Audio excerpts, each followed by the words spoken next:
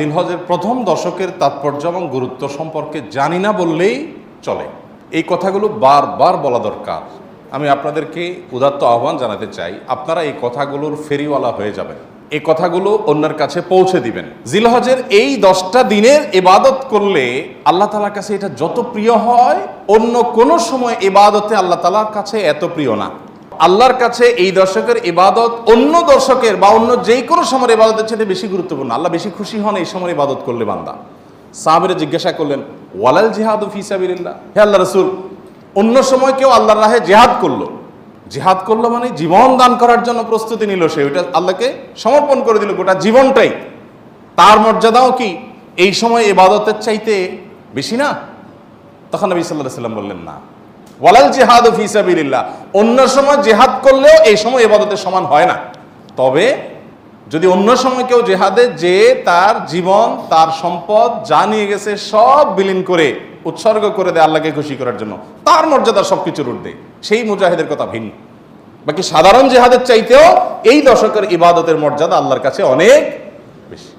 ভাইরা আমার, আমি খুব আকুতি করি সব জায়গায় সব সময় যে এই দশকের ইবাদত আমরা সাবকন্টিনেন্টের মানুষ আমরা জানি না। আমাদের মানুষকে জানাতে হবে, জানাবার জন্য কিছু কাজ করতে হবে। সাহাবীদের কেউ কেউ এই দশক শুরু হলে এই দশকের 10টা স্পেশাল আমল আছে, এই আমলগুলো করবার জন্য কেউ কেউ বাজারে চলে যেতেন, উদ্দেশ্য অন্যদেরকে জানানো। তো সেই দশকের আমলগুলো আমরা করবো তো ইনশাআল্লাহ। আমি সংক্ষেপে বলছি আমলগুলো কি কি। নাম্বার 1, আল্লাহকে বেশি বেশি স্মরণ করা, জিকির করা। আল্লাহ সুবহানাহু ওয়া তাআলা কোরআনে কারীমে বলেছেন, উযকুরুল্লাহ ফি আইয়ামিন মা'দুদাত, নির্দিষ্ট দিনগুলোতে তোমরা আল্লাহর জিকির করো, বেশি বেশি স্মরণ করো, আল্লাহর স্মরণটা বেশি বেশি হবে। এখন স্মার্টফোন, এটার এঙ্গেজমেন্ট আমাদেরকে আল্লাহর স্মরণ তো পরের কথা, দুনিয়ার অন্য কোনো কিছু স্মরণ করতে দেয় না। এজন্য এটা নিয়ন্ত্রণ করা ছাড়া মানুষ কখনো মুত্তাকি হওয়ার কোনো সুযোগ নাই। নেক্সট সূরাতে শয়তান আসে যে আমি তো ওয়াজ শুনি মোবাইলে, নেক্সট সূরাতে শয়তান আসে আমি তো কোরআন তেলাওয়াত শুনি।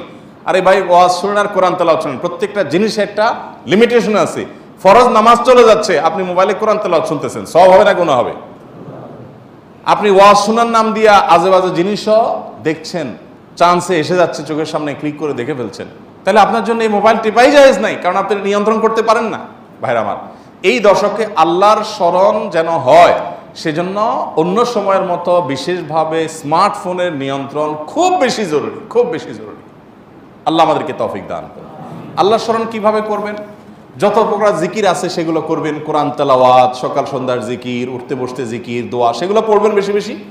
আর স্পেশালি বিশেষভাবে একাকী বসে চিন্তা করবেন, আল্লাহ তাআলা আমাকে সৃষ্টি করেছেন, কত মানুষ আছে যে আমার মতো নেয়ামত পান নাই, আল্লাহ তাআলা আমাদেরকে কত নেয়ামত দিয়ে রেখেছেন। সেদিন এক ভদ্রলোকের একটা প্রশিক্ষণে অংশগ্রহণ করেছে, উনি প্রশিক্ষণ দিতে গিয়ে একটা কথা বললেন যে ভাই, আমাদের সাথে শিম্পাঞ্জির মিল 99.9 কত পার্সেন্ট যেন উনি বললেন, অর্থাৎ 100-র কাছাকাছি, সামান্য একটু বেশ কম হওয়ার কারণে ও শিম্পাঞ্জি হয়েছে, আমি মানুষ হয়েছি। আল্লাহ তাআলা সৃষ্টি করছেন যে সব কিছুতে প্রায় কাছাকাছি, একটু পার্থক্য, এই জন্য আমি মানুষ হয়েছি আর সো ওইটা হয়েছে। এই যে পার্থক্যটুকু, এই সামান্য পার্থক্যটুকু যদি একটু হেরফের হয়ে যায়, মানে 0.1% বা তারও অর্ধেকও যদি হেরফের হয়, তখন একটা মানুষ বিকলাঙ্গ হয়ে, প্রতিবন্ধী হয়ে জন্ম নেয়। সবই ঠিক আছে, শুধু ওইটুকু একটু বেশ কম। আল্লাহ তাআলা কত পারফেকশন এনেছেন আমার মধ্যে, কত পারফেক্ট আমাকে বানিয়েছেন। আল্লাহর নেয়ামত নিয়ে চিন্তা ভাবনা করে, এটা আল্লাহ স্মরণের অংশ। সেদিন এক ডক্টরের কাছে গেলাম, প্রফেসর, সিনিয়র মানুষ, তিনি দীর্ঘ সময় আমাকে বোঝাতে লাগলেন বিভিন্ন বিষয়, আল্লাহ কিভাবে আমাদেরকে সৃষ্টি করেছেন। আমি তো সায়েন্সের ছাত্র না, মুগ্ধ হয়ে গেলাম শুনে, সুবহানাল্লাহ, কিভাবে সম্ভব? আমরা যে খাবার গ্রহণ করি সেগুলো কতগুলো ধাপে মল হয়ে, মূত্র হয়ে আমাদের শরীর থেকে বের হয়, তার আগের ধাপগুলো কি, কিভাবে এগুলো আল্লাহ রাব্বুল আলামিন এইভাবে সেট করলেন। এটা এইভাবে কাকতালীয়ভাবে হতে পারে না কোনো পরিকল্পনা ছাড়া।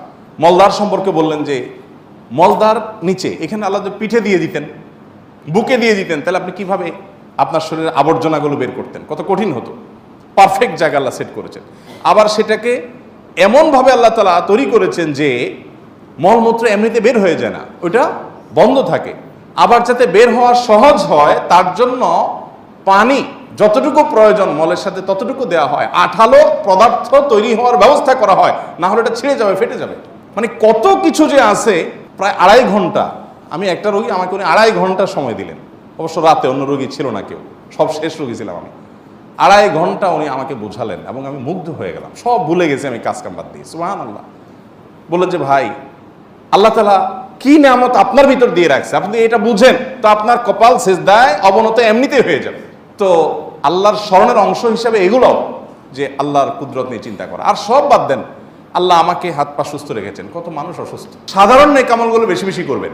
সাধারণ নেকামল যেমন কোরআন তেলাওয়াত করা, দান সাদাকা করা, নফল রোজা রাখা, তাসবিহ তিলাওয়াত করা, ভালো কথা বলা, সৎ কাজের আদেশ দেওয়া, অসৎ কাজ থেকে বাধা প্রদান করা, এই রুটিন ভালো কাজগুলো, নর্মাল ভালো কাজগুলো পরিমাণে বেশি বেশি বেশি বেশি করতে থাকবে। 3 নম্বর আমল হলো গুনাহের কাজ এই 10 দিন অন্তত অন্য সময়ের চাইতে একটু হলেও কমাবার চেষ্টা করবেন, গুনাহের লাগামটা ধরার চেষ্টা করবেন।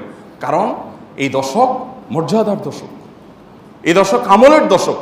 অতএব এই টাইমে গুনাহ করলে অন্য টাইমে গুনাহের চাইতে বেশি ভয়াবহ হবে, এটা কমাবেন। 4 নম্বর আমল হলো যাদের হজের সামর্থ্য আছে তারা হজ করবেন। 5 নম্বর আমল হলো যাদের কোরবানি করার সামর্থ্য আছে তারা কোরবানি করবেন। 6 নম্বর আমল হলো যারা কোরবানি করার নিয়ত করেছেন জিলহজের চাঁদ ওঠার আগে আগে চুল, নখ, গোপ, অবাঞ্ছিত লোম ইত্যাদি কেটে ফ্রেশ হয়ে এই 10 দিন আর সেগুলো কাটবেন না। এটা করবেন হলো কোরবানির পরে। তাহলে জিলহজের চাঁদ ওঠার সম্ভাবনা সোমবার সন্ধ্যায়, সোমবার দিনের বেলার মধ্যে এগুলো সব ফ্রেশ করে আপনি অপেক্ষা করবেন কিসের জন্য? কোরবানির জন্য। এই 10 দিন পর্যন্ত আর নখ কাটবেন না, চুল, গোপ কোনো কিছু কাটবেন না। এটা কোরবানি যিনি করবেন তিনি করবেন। যদিও কোনো কোনো বর্ণনার আলোকে বোঝা যায় যারা কোরবানি করবেন না তারাও যদি এটা করেন তাদেরকে আল্লাহ তাআলা আজর দান করবেন। 7 নম্বর আমল হলো তাকবীর, তাহমিদ, তাহলিল বেশি বেশি পড়া। ফাকফিরু ফিহিন্না মিনাত তাকবীরি ওয়াত তাহমিদি ওয়াত তাহলিল। নবী সাল্লাল্লাহু আলাইহি সাল্লাম বলেছেন এই দশক যখন শুরু হবে তখন তোমরা বেশি বেশি তাকবীর বলবে, মানে আল্লাহু আকবার বলবে, বেশি বেশি তাহলিল বলবে, বেশি বেশি তাহমিদ বলবে, লা ইলাহা ইল্লাল্লাহ বলবে, আলহামদুলিল্লাহ বলবে। এই জন্য এই 10 দিন পুরো সময় জুড়ে এটা করবেন। ওই যে বলছিলাম শুরুতে সাহাবীর কথা, একজন সাহাবী এই দশক শুরু হলে বাজারে যেতেন শুধু কি জন্য? এই আমলটা করার জন্য। বাজারে যেয়ে সবাই বাজারে কেনাকাটায় ব্যস্ত, উনি যাই উচ্চস্বরে বলতেন আল্লাহু আকবার, আল্লাহু আকবার, লা ইলাহা ইল্লাল্লাহু, আল্লাহু আকবার, আল্লাহু আকবার, ওয়ালিল্লাহিল হামদ। এর উনি বাজারে গিয়ে বলতেন। উদ্দেশ্য কি? অন্যদের যাতে স্মরণ।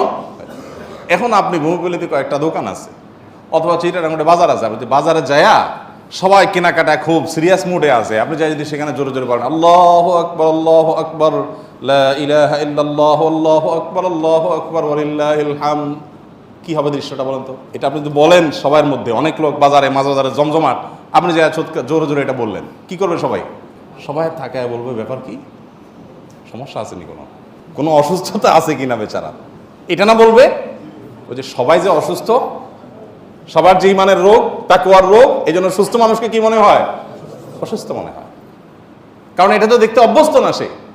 আমি এই জন্য বলি ভাই, এই সুন্নতটা ওই সাহাবীর সুন্নতটা জিন্দার নিয়তে একটু দোকানে যায়, যা সবাই চা খাচ্ছে একটু একটু চিৎকার করে বলার দরকার, একটু জোরে বলেন যাতে তারা শুনে। যদি দেখেন যে তারা অন্যভাবে তাকাচ্ছে, বুঝতেছে না, পিঠে হাত দিয়ে সুন্দর করে একটা মুচকি হাসি দিয়ে বলেন ভাই এই দর্শকে বেশি বেশি তাকবীর পড়তে হয় তো এই জন্য আমি একটু জোরে বললাম যাতে আপনার স্মরণ হয়। দেখবেন সেখান থেকে অনেকের বিবেক খুলে গেছে, উনি পড়বে ইনশাআল্লাহ। চেষ্টা করা যাবে তো ইনশাআল্লাহ। তাহলে তাকবীর, তাহমিদ, তাহলিল জোরে পড়বেন। আমি প্রতি বছর আপনাদেরকে এই কথা শুনাই, এবছরও বলি। সেটা হলো মিডল ইস্টের বিভিন্ন দেশে দেখা যায়, বিশেষ করে সৌদি আরবে, সামাজিক সৌন্দর্য। বিভিন্ন গলিতে যখন ঢুকবেন জিলহজের এই 10 দিন আপনি দেখবেন তাদের গেইটের ওখানে ছোট্ট একটা ওই যে ব্লুটুথ ডিভাইস লাগানো আছে, এখানে সারাক্ষণ তাকবীর সুমধুর কণ্ঠে চলছে, আল্লাহু আকবার, আল্লাহু আকবার, লা ইলাহা ইল্লাল্লাহু, আল্লাহু আকবার, আল্লাহু আকবার, লিল্লাহিল হামদ।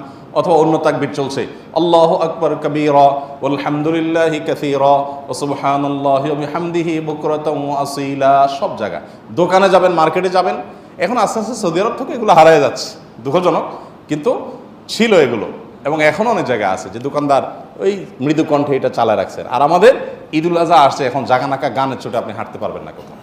গরুর বাজার, ছাগলের হাট, গান চলে। এখানে আমি যখন ভূমিপল্লী ছিলাম, এইখানে যে বাজার হয়, আমি যাই থামাইছি 2 দিন, যাই সেখানে কমিটির লোকদেরকে ধরলাম, ভাই ঈদুল আজহা একটা ধর্মীয় দিবস, কাজটা ধর্মীয়, আর সেখানে আপনি জাগানাকা গান লাগায়া গরু বেচতেছেন, ছাগল বেচতেছেন। আল্লাহ তো বিবেক দিছে অন্তত, এখানে অন্য কিছু লাগান, এটা কিরে ভাই?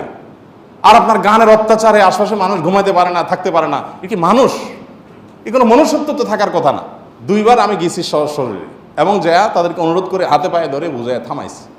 সারা বাংলাদেশে এই চিত্র, আপনি কয় জায়গায় যাবেন যে জাকানাকা গান চলছে, চলার কথা তাকবীর তাহমিদ তাহলিল। তো আমরা চেষ্টা করবো তো ইনশাল্লাহ তাকবীর তাহমিদ তাহলিল করার, বাচ্চাদেরকে শিখিয়ে দিব।